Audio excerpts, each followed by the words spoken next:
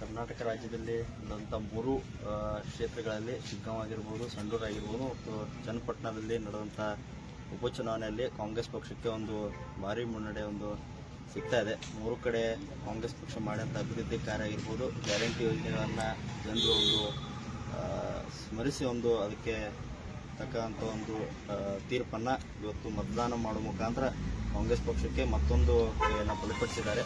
ವಿಶೇಷವಾಗಿ ಶಿಗ್ಗಾಂವ್ ಮತಕ್ಷೇತ್ರ ಬಗ್ಗೆ ಹೇಳಬೇಕಂದ್ರೆ ತಂದೆ ಸತೀಶ್ ಜಾರಕಿಹೊಳಿ ಲೋಕೋಪಯೋಗಿ ಸಚಿವರು ಮತ್ತು ಬೆಳಗಾವಿ ಜಿಲ್ಲಾ ಉಸ್ತುವಾರಿ ಸಚಿವರು ವಿಶೇಷವಾದಂಥ ಕಾಳಜಿ ಶಿಗ್ಗಾಂವ್ ಮತಕ್ಷೇತ್ರ ಮೇಲೆ ವಹಿಸಿ ಕಳೆದ 4-4 ದಿನಗಳಿಂದ ಚುನಾವಣೆ ಘೋಷಣೆ ಆದಾಗಿಂದ ತಮ್ಮ ಬೆಳಗಾವಿಯಿಂದ ತಮ್ಮ ತಂಡವನ್ನು ಕಳಿಸುವ ಮುಖಾಂತರ ಮತ್ತು ಅಲ್ಲಿ ಸಂಘಟನೆ ಆಗಿರ್ಬೋದು, ಪ್ರತಿ ಗ್ರಾಮಗಳಿಗೆ ಖುದ್ದಾಗಿ ಓಡಾಡೋರು 10 ರಿಂದ 12 ಹಳ್ಳಿಗಳನ್ನು ಪ್ರತಿನಿತ್ಯ ಓಡಾಡಿ ಅವರು ಸಂಘಟನೆ ಆಗಿರ್ಬೋದು ಅಲ್ಲಿನ ಸಮಸ್ಯೆ ಆಲಿಸುವಂಥ ಪ್ರಯತ್ನ ಅವರು ಮಾಡಿದ್ದಾರೆ. ಅದರ ಫಲವಾಗಿ ಇವತ್ತು ಇನ್ನೂ ಕೌಂಟಿಂಗ್ ಪ್ರೊಸೆಸ್ ಪ್ರಕ್ರಿಯೆ ನಡೀತಾ ಇದೆ. 10 ರಿಂದ 10,000 ಮೇಲ್ಪಟ್ಟು ಇವತ್ತು ಶಿಗ್ಗಾಂವ್ ಮತಕ್ಷೇತ್ರದಲ್ಲಿ ಯಾಸೀರ್ ಖಾನ್ ಪಠಾಣ್ ಅವರು ಮುನ್ನಡೆಯನ್ನು ಅವರು ಸಾಧಿಸಿದ್ದಾರೆ.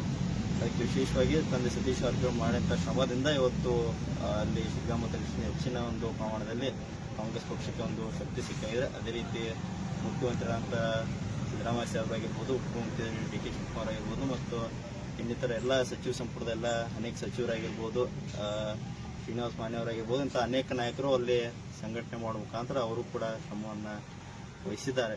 ಅದಕ್ಕೆ ತಂದೆ ಸತೀಶ್ ಜಾರಕಿಹೊಳಿ ಇದೇ ರೀತಿ ಕಾಂಗ್ರೆಸ್ ಪಕ್ಷವನ್ನು ಗೆಲ್ಲಿಸುವಂಥ ನಿಟ್ಟಿನಲ್ಲಿ ಅವರು ಮುಂದಿನ ದಿನಗಳಲ್ಲಿ ಕೆಲಸ ಕಾರ್ಯ ಮಾಡ್ತಾರಂತ ನಾವು ಹೇಳ್ಬೋದು. ಜಾರಕಿಹೊಳಿ ಅವರಿಗೆ, ಪ್ರಿಯಾಂಕಾ ಜಾರಕಿಹೊಳಿ ಅವರಿಗೆ